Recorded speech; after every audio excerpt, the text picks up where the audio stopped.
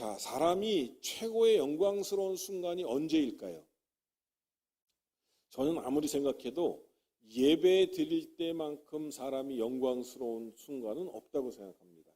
하나님을 만나고 또 하나님을 찬양하고 하나님을 경배하는 예배의 순간이야말로 인간이 가장 영광스러운 순간을 맞이하는 순간이다라고 하는 거예요. 그래서 오늘 여러분들 예배에 이렇게 오셨는데 여러분들 진심으로 주님의 이름으로 축복합니다. 예배 참 잘 오셨어요?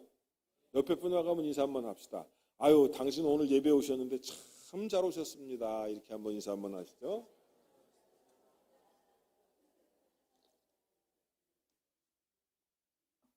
제가요, 오늘 희한하게 예배에 올라오기 전에 졸려요. 예배에 올라왔는데도 지금 졸려요. 그래갖고 우리 권사님이 커피를 타다 주신 거예요. 여기 센스가 있어. 주여, 축복을 받을지어다. 자, 오늘 말씀은요, 이제 마지막 아들을 축복하는데, 야곱이 아들이 몇이라 그랬어요? 12명. 근데 그 중에 막내 아들이 누구라 그랬어요? 베냐민. 이 12아들 중에 베냐민에 대해서 짧게 한마디 하고, 그리고 이제 야곱이 유언하는 장면이고, 마지막으로 야곱이 죽는 장면이 오늘 이제 창세기 49장 마지막 부분에 나오는 거예요. 먼저 그러면 베냐민에 대해서는 무엇이라고 축복을 했을까? 그렇게 여러분 베냐민을 한번 축복한 야곱의 이야기를 한번 들어보겠습니다. 오늘 27절의 말씀이에요. 27절에 베냐민을 축복했는데 베냐민에 대해서 축복한 내용은 무엇인지 한번 다 같이 한번 읽어보실까요? 시작. 베냐민은 물어뜯는 일이라. 아침에는 빼앗은 것을 먹고 저녁에는 움킨 것을 나누리로다. 여러분, 이 베냐민에 대한 축복을 보시면서 어떤 느낌이 드나요? 베냐민이 아주 얌전했을까요? 베냐민이 아주 그냥 활달했을까요? 네, 활달했을 것 같아요. 여기 이 베냐민에 대한 축복을 하면서 뭐라고 그러냐면 베냐민은 물어뜯는 일이라 이렇게 얘기하고 있어요. 자, 물어뜯는 일이라고 하는 것은 한번 이 일이가 딱 물으면은 이걸 놔요, 안 놔요? 절대로 안 놓는다는 얘기예요. 이만큼 무슨 얘기예요? 베냐민 지파는 앞으로 호전적이 될 것이다. 어떤 뭐랄까요? 이 전쟁을 잘하고 전투를 수행을 잘할 것이다. 그리고 아주 이 적대적인 상황에서는 절대로 지지 않는다라고 하는 그러한 의미의 예언적인 축복을 지금 야곱은 하고 있더라라고 하는 거예요. 여러분, 사람도요, 어떤 사람은 참 온유한 사람이 있는가 하면 어떤 사람은 아주 적대적인 사람이 있어요. 인생은요, 다 달라요, 보니까. 다 나 같지 않아. 저는 굉장히 착한데 세상 사람들 보니까 저같이 다 착하지 않더라고. 눈만 껌뻑껌뻑 하시고. 왜? 목사님이 착하다고 그러니까 여러분 기분 나쁘세요? 안 믿어지죠? 저 얼굴하고 달라요. 진짜요. 저를 아는 사람은 알아. 정말 사랑이 많고, 그리고 사람 아낄 줄 알고, 사람 귀중한 줄 알고. 예, 그런 사람이에요. 저는 사람이요. 여러분들이 인정을 안 해도 저는 그렇게 살아왔고 그렇게 앞으로도 살 거고 그런 사람이에요. 근데 사람들은요, 딱 외모만 보고 내가 얼굴이 좀 이렇게 멋있게 생겼잖아요. 우락부락하게 생겼잖아. 그러니까 저 사람은 무척이나 이 싸움 잘하고 그럴 줄 알아. 난 평생에 난 한 번 딱 싸워봤어. 한 번 사람하고. 근데 이겼을 것 같아요? 졌을 것 같아요? 얼굴 보면 이겼을 것 같죠? 이겼어요. 어릴 때인데 제가 초등학교 4학년 때로 기억을 하는데 친구가 나한테 자꾸 달겨드는 거야. 나는 싸울 마음이 없어. 싸울 마음이 없는데 자꾸 달겨붙어갖고 싸우자 그러는 거야. 그리고 어떻게 얼떨결에 주먹이 나갔는데 코를 딱 때렸어. 뭐가 나왔어요? 코피가 나왔어. 그럼 코피가 나오면 무조건 이기는 거야. 싸움에서. 어릴 때는요. 그래갖고 얼떨결에 주먹이 나갔는데 코피가 터져갖고 야, 그만두자. 내가 졌다 그러는 거야. 그래서 내가 이긴 거지. 딱 그러고 그만 딱 뒀어요. 평생에 딱 한 번 싸워봤어. 그리고 안 싸워봤어요. 싸울 것 같으면 내가 얼른 져버리고 말고 그냥 그래 그렇다고 그러고 이제 저는 져줬는데 잘한 거죠. 제가 싸움 안 한 게 잘한 거죠. 백도성 호사님 잘한 거죠. 잘한 거예요. 근데 오늘 베냐민을 보면요, 베냐민에 대한 예언은요 안 그래요. 여러분 아주 이 베냐민은 호전적인 어떤 그러한 이 투쟁적이고 투사적인 이미지가 있어요. 한번 딱 물으면 안 논다 얘기예요. 그러니까 물어뜯는 일이라. 어이구, 이 일이라고 하는 거는 아주 그냥 뭐랄까 어떤 짐승이에요. 아주 사납고 그리고 남의 것을 빼앗고 하는 어떤 그러한 그 투쟁적인 기질이 이 베냐민 지파에게 있을 것이다라고 하는 거예요. 여러분 사실은요, 이 베냐민 지파가 사사 에후지 이 기브하고 전투를 하는 것이 나오는데 이 사사 에훗이 무슨 지파? 베냐민 지파. 그 다음에 또 성경을 보니까 사울 왕의 전투가 사실은 사울 왕이 무슨 지파? 베냐민 지파. 그런 거 보면 베냐민은 12번째 아주 막내이고 꼬레비고 그렇지만은 어떻게 보면 이스라엘 왕이 탄생한 지파기도 하고 호전적이고 전투적인 어떤 그러한 이 말하자면 지파였다라고 하는 거예요. 자, 아침에는 무엇하리라? 여기 성경에 보니까 아침에는 빼앗은 것을 먹고 저녁에는 움킨 것을 나누리로다 이렇게 얘기했어요. 베냐민 지파와는 끊임없이 투쟁의 역사 그리고 승리하고 많은 그들의 막강함을 암시해 주고 있다라고 하는 거예요.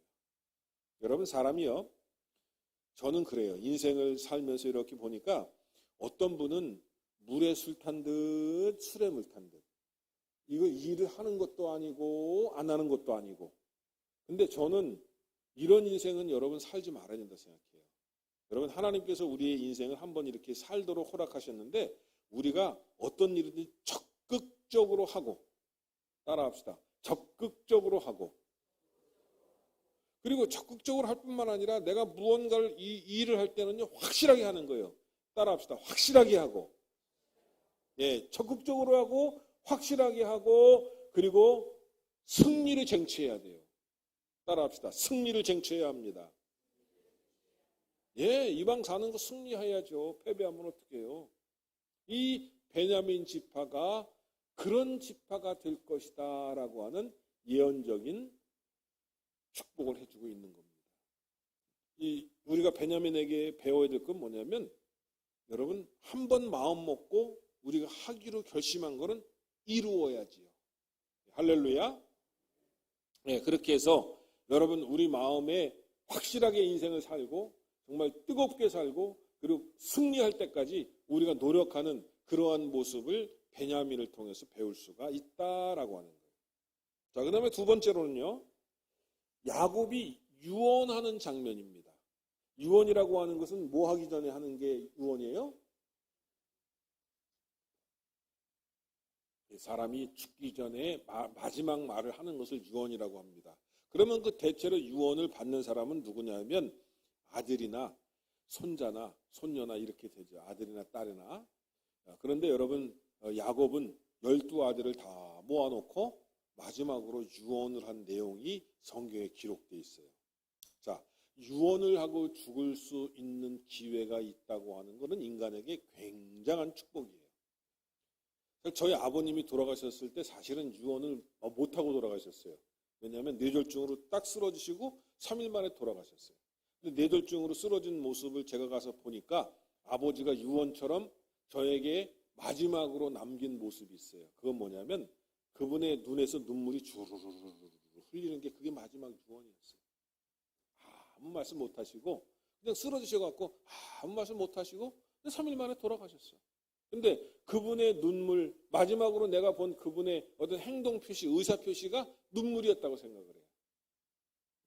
여러 가지의 의미가 그 눈물 속에는 담겨 있다고 생각을 하고 아버님이 신앙의 길, 믿음의 길, 그리고 장로의 길을 걸어가셨기 때문에 이제 너희들도 믿음의 길을 걷기를 원한다. 이런 어떤 그런 마음도 들기도 하고 그리고 네가 장남이니까 이제 동생들 잘 건사를 해라. 이런 또 의미가 있는 것 같기도 하고 여러 가지 복합적인 의미의 눈물을 흘리시고 아버님이 돌아가셨어요. 그런데 여러분 성경을 보니까 오늘 이 야곱은 마지막에 유언을 잘 하고 돌아가셨어요. 할렐루야. 오늘 여기 어르신들도 다 이렇게 계신데 돌아가실 때 자녀들에게 유언을 하고 돌아가실 수 있다고 하는 거 큰 축복인 줄로 믿으시기 바랍니다. 물론 여러분 이제 경제적으로 부한 사업가나 그리고 물질이 많은 분들은 변호사를 불러갖고 미리 유언을 해요. 내 재산 분할은 어떻게 하고 뭐 땅은 어떻게 하고 그다음에 뭐 자녀들에게는 이렇게 유산을 상속할 것이다. 미리 말하자면 유언을 해갖고 법적인 이런 그 증거들을 남기기 위해서 공증까지 다 하고 그렇게 해요. 그런데 중요한 것은 그런 것이 중요한 것이 아니라 지금 야곱에게 있어서 자기의 후손들에게 유언하는 내용의 골자가 뭐냐? 이게 중요한 거예요. 지금 야곱이 물질적으로 거부입니까? 거부가 아닙니까? 거부예요. 야곱이 엄청난 때를 이루었고 후손들도 지금 70명이나 이끌고 이 애굽 땅으로 내려갔기 때문에 야곱은 돈으로 치면 어마어마한 거부예요. 그리고 이 11번째 아들 요셉이 파로에게서 받은 금과 은덩이 그리고 곡식을 받은 것을 따지면 이 야곱은 엄청난 부자예요. 요즘 말로 얘기하면 대기업의 총수 부럽지 않은 부자입니다. 그런데 이 야곱이가 예언하는 내용은 물질적인 내용은 하나도 없어요. 뭐가 없다고요? 물질적인 내용이 없어요. 양떼 중에서 몇 마리는 르우벤이 갖고 몇 마리는 유다가 가져라. 그 다음에 시므온이 가져라. 뭐 이런 얘기 안 했어요. 낙타가 있는데 양은 큰형 주고 낙타는 꼬레비 막내 줘라. 뭐 이런 내용 없어요. 내가 황금 가지고 있는데 황금은 내가 제일로 사랑하는 요셉 주고 그 다음에 내가 조금 미워하는 레위하고 시므온은 황금 주지 말아라. 뭐 이렇게 얘기한 게 아니에요. 땅을 가지고 있는데 고센 땅 문서 있는데 그거 누구 주고 뭐 누구 손자 손녀까지 다 주고 뭐 그래라 이런 내용 없어요.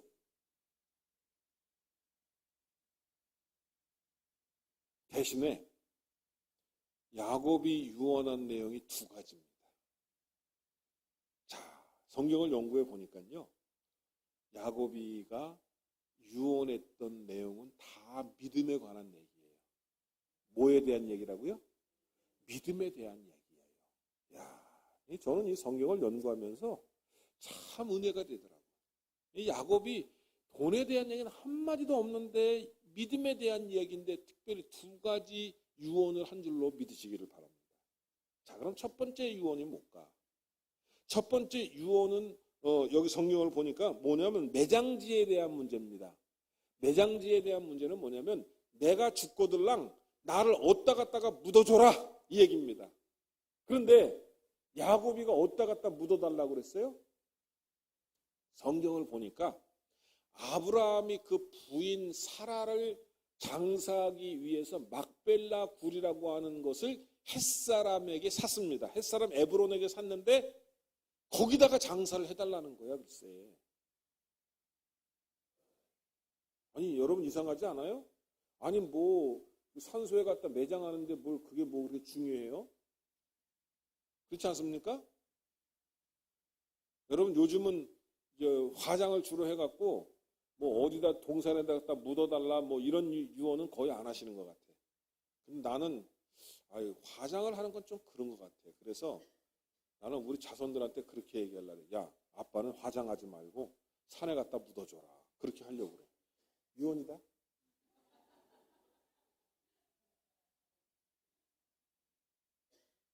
그런데 이게 왜 중요한지를 제가 알았어요. 무슨 얘기냐면 지금 야곱이가 거주하고 있는 지역은 어느 지역? 나라가 어느 나라? 애굽이에요, 애굽. 애굽의 어느 나라, 어디 땅? 지역은 고센. 애굽은 지금으로 말하면 이집트고 이스라엘 땅에서 열하루길을 걸어서 밑으로 아프리카로 내려가야 되고, 그 다음에 이 야곱이가 지금 자기를 매장해 달라고 하는 땅은 어디? 가나안 땅. 막벨라굴, 햇사람 에브론에게 산 땅, 아주 작은 땅인데 거기에 누구도 묻혀있고 누구도 묻혀있고 누구도 묻혀있다 그랬어요. 성경에 보니까 아브라함이 제일 먼저 자기 아내 사라를 거기다가 매장을 했고, 두 번째는 아브라함도 거기에 매장이 돼 있고, 그 다음에 아브라함의 아들 이삭이 거기 매장돼 있고, 이삭의 아들도 이삭의 부인도 매장이 돼 있고, 그 다음에 야곱이 가장 사랑하는 사람이 거기 매장돼 있다고 해요. 누구? 라헬. 레아가 아니에요. 라헬. 그렇게 얘기를 하는 거예요. 그러면서 자기를 애굽에서부터 자기 시체를 메고 올라가서 어디다가 매장해 달라고요? 가나안 땅에 매장을 해달라고. 여러분, 이게 지금 그냥 단순히 자기가 어느 땅에 묻히기를 소원하는 그게 아니에요, 사실은요. 여기에는 큰 신앙적인 의미가 있어.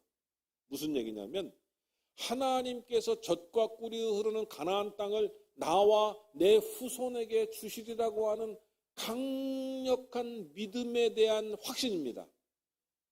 그래서 이 야곱은 그냥 자기가 죽어서 그냥 단순히 매장되는 그 땅을 의미하는 것이 아니라, 그 땅을 하나님께서 자기와 자기 후손에게 주셨다고 하는 확신이 있기 때문에 자기의 시체를 메고 올라가서 거기에 매장해 달라는 거예요.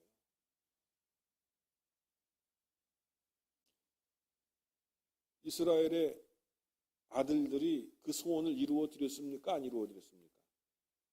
사실은 이제 창세기 50장에 나오면 이제 거기에 이제 쭉 얘기가 나오는데, 실제로는 야곱은 어디에 묻혔습니까? 막벨라 굴에 묻혔다라고 하는 거예요. 여러분, 시당적으로요, 이것이 굉장히 중요한 의미를 가지기 때문에 지금 야곱은 거기에다가 매장지에 저거 해달라고, 매장해달라고 그렇게 이야기를 합니다. 자, 그 다음에 두 번째 유언은 뭐냐면, 자기를 선조들과 같이 매장해달라 이렇게 얘기했습니다. 정확하게 이야기를 하면 열조와 함께 묻혀달라, 묻어달라 이 얘기입니다. 이 이야기는 무슨 얘기냐면, 자기가 죽으면 열조들에게로 돌아가서 열조들을 만나겠다는 거예요. 무슨 얘기입니까? 자기 조상들이 하나님 안에서 이미 이 세상에서는 죽었지만 하나님 나라에서 살아있기 때문에 자기는 열조들과 함께 만나겠다라고 하는 그런 신앙적인 고백인 줄로 여러분 믿으시기 바랍니다. 그래서 구약 성경에서 죽음을 표현하는 방법이 뭐냐면 열조에게로 돌아가다라고 그렇게 표현을 해요. 이것은 이스라엘 사람들의 믿음입니다. 열조에게로 돌아가서 열조들이 살아있는 그곳에 가서 열조들을 만날 것이다라고 하는 그런 신앙 고백이에요. 여러분, 이들은 죽음 이후에 사후세계가 있다고 하는 것을 믿은 거예요. 그리고 하나님 앞에로 간다라고 하는 신앙적인 확신이 있는 거예요. 그래서 구약 성경에는 부활에 대한 신앙이 있기는 있지만 사실은 그렇게 확실한 신앙은 아니에요. 그런데 이 부활 신앙이 신약 시대로 넘겨오면서 부활에 대한 확신을 준 인물이 있습니다. 그분이 누굽니까?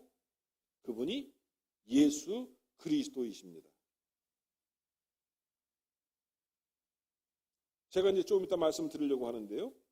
여러분, 예수님께서는 우리들에게 부활이 있다고 하는 거, 영생이 있다고 하는 것을 확실하게 알려준 인물이세요.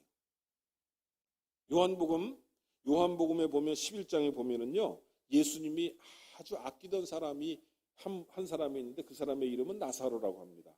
그런데 이 사람이 죽었어요.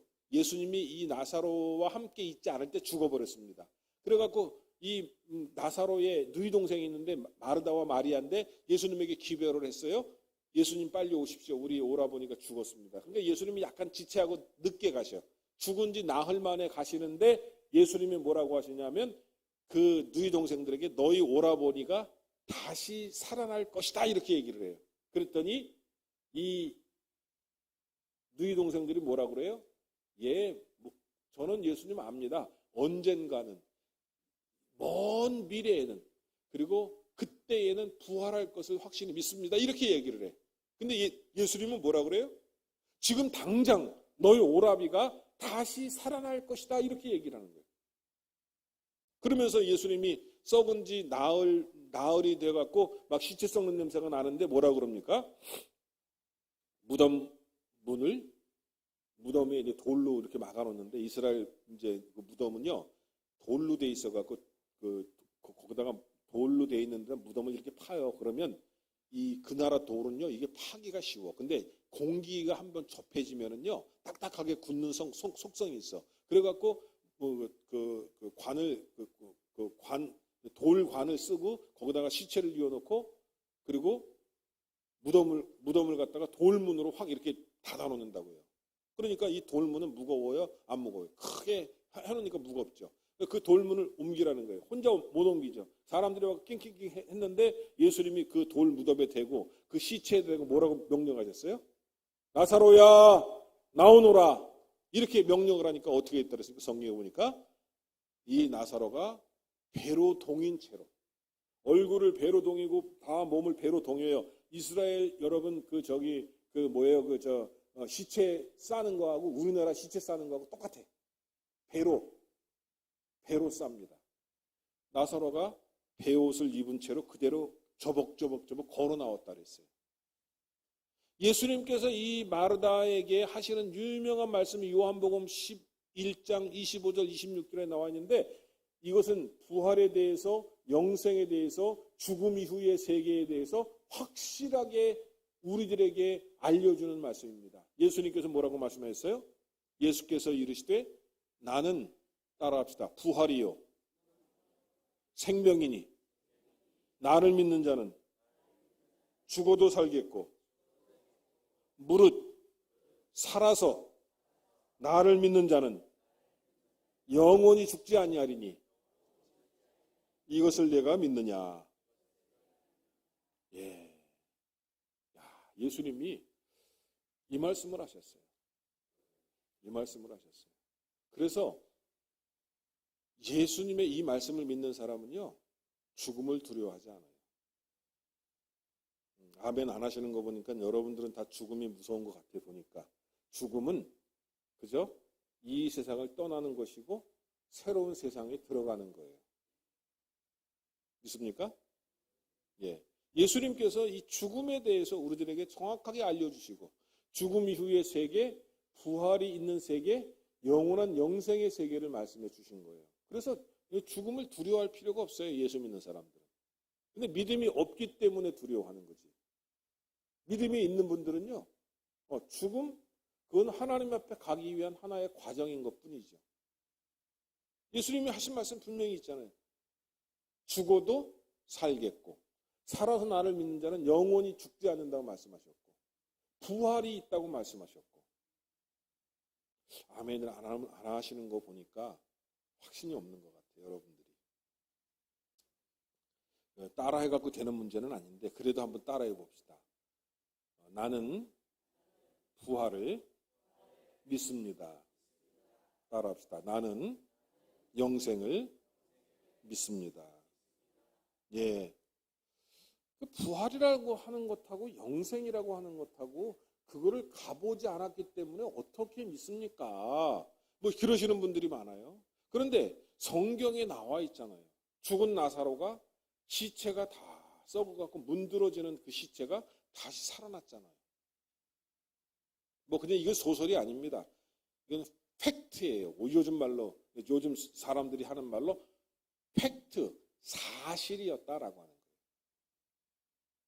저는 여러분들이 부활을 믿는 사람이 되기를 주님의 이름으로 축원합니다. 저는 여러분들이 영생을 믿는 자가 되기를 주님의 이름으로 축원합니다. 아니 이 세상 살기도 힘든데 이 다음에 죽어서 가는 세계를 우리가 어떻게 합니까? 부활이라는 게 과연 있습니까? 영생이라는 게 과연 존재합니까? 여러분은 그렇게 물으실지 모르겠지만, 그러나 부활을 확신하지 못하는 사람, 영생을 확신하지 못하는 사람처럼 불행한 사람이 어디 있습니까?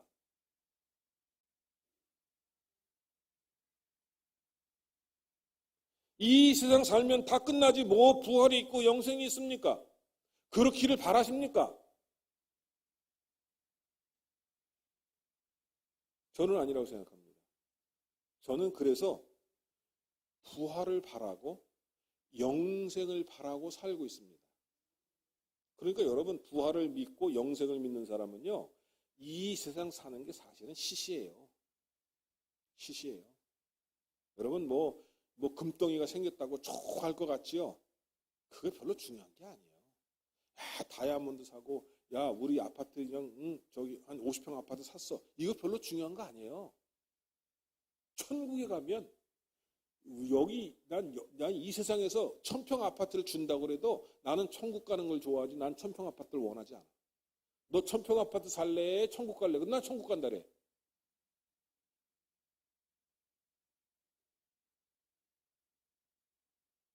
그러잖아요. 어떤 분이 농담식으로 이 세상에 금을 그렇게 귀하게 여긴다는데 천국에는 그게 보도블럭이라고.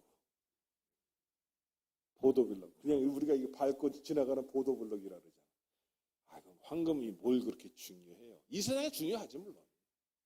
그런데 아니 천국에 가면 보도블럭이 저기 그거라는데 뭐 그렇게 그게 중요해요? 그 황금 얻으려고 그냥 내 목숨 바쳐갖고 그냥 싸워갖고 그냥 사업해갖고 그냥 황금 얻는 거 그거 여러분 그렇게 중요해요? 아유, 목사님 오늘 은혜 못 받는 말씀만 하시네. 속으로 또 그러지 마시고. 제가 진리를 깨달았기 때문에 여러분에게 드리는 말씀이에요. 저는 황금을 목표로 해서 살지 않습니다. 저는 다이아몬드를 목표로 해서 살지 않습니다. 저는 물질적인 그 어떤 것을 목표로 해서 살지 않습니다. 왜? 부활이 있습니다. 부활은 이런 것하고는 비교가 안 돼요. 영생이 있습니다. 영생은 이런 것과 비교가 안 돼요. 여러분 어릴 때 우리가 땅 따먹기라고 하는 게임을 했잖아요. 둥그란 원을 갖다 그려놓고 자기 이 뺨을 해갖고 자기 집 만들어 놓고 그 다음에 돌멩이 같은 거 이렇게 해갖고 하나, 둘, 셋 해갖고 자기 땅에 들어오면 요거 선 긋는 거 자기 땅이요. 권사님 해봤어 그거 놀이? 우시는 거 보니까 아시는 것 같은데 석복성 권사님 그 놀이 해봤어요? 권사님 때도 있었구나. 저는 우리 어릴 때 시골에서 자랄 때 그 놀이 많이 했어요. 그래갖고서는요, 이거 잘하는 사람은요, 안 죽어. 세 번째까지 딱 들어오면 사는 건데 계속 땅을 넓혀가니까 나중에 자기 땅이 그냥 넓으니까 그냥 툭 그냥 치기만 해도 그냥 자기 땅으로 들어온단 말이지. 그쵸? 그래갖고서는요, 옆에 또 땅은요, 그냥 이렇게 원하고 자기 땅하고 이렇게 하면 자기 땅이 또 되는 거야. 그러면 그냥 뺨이 찢어지라고 해갖고 자기 땅을 만들고 말이지. 거의 자기 땅을 다 만들어놨어. 근데 뒤에서 엄마가 불러요. 야 영민아, 저녁 먹으러 들어와. 그럼 여러분 어떻게 해요? 자기 땅 그렇게 많이 땅 따놨는데 손을 툭툭툭 털고 집으로 들어가서 저녁 먹는 거예요. 우리 인생을 나타내주는 좋은 예다라고 저는 생각합니다. 여러분 우리가 그냥 땅을 따기 위해서 했어요. 이 세상에서 땅 해갖고 등기 만들고 막 뭐하고 다 했어요. 그런데 아버지께서 부르셔. 야 이제 천국으로 와야지. 그러면 우리는 어떻게 해야 돼요? 손 툭툭툭 털고 이 세상에 다 내려놓고 그리고 하나님 나라 가는 거예요. 아이고, 아멘 안 하시는 분들, 감독님, 그래도 이 세상에 미련이 남네요 하는 분이야, 보니까. 이 세상에 땅 좀 남겨준 사람 미련이 남겠지. 이 세상에 은행에 통장에다 잔고 있는 사람 미련이 남겠지. 다이아몬드도 있으면 그거 어떻게 죽어? 나는 큰 우리나라의 대재벌 총수들이 죽는 거 보면 참 안타까워. 야, 그 돈 놔두고 어떻게 죽노? 그런데 주님이 부르시면 손 툭툭 털어야 돼요. 재산이 아무리 많아서 몇 조 원이라 할지라도 세기의 이혼 소송 보니까 뭐 미스터 모가 미세스 모한테 1조 3천 108억 원을 주라고 그럽니다. 그것도 현금으로. 야, 1조 원이나 어떻게 헤아릴 수도 없어. 그것도 야 누구야 하늘나라 오거라 그러면 1조 3천억을 그냥 납으로 두고 툭툭 털고 가야 되는 거예요. 이게 인생이요. 여러분 야곱은 그걸 알았어요. 야곱은 인생의 유언을 다 가고 손 툭툭 털었어. 그리고 하나님이 부르시니까 야곱이 예스 그렇게 갔어요. 그래서 오늘 창세기 이제 49장에는 야곱이 죽는 장면이 나오는데 몇 절이 나오느냐면 33절에 나와요. 오늘 33절 읽고 설교를 마치도록 하겠습니다. 33절 다 같이 한번 읽어봅시다. 시작.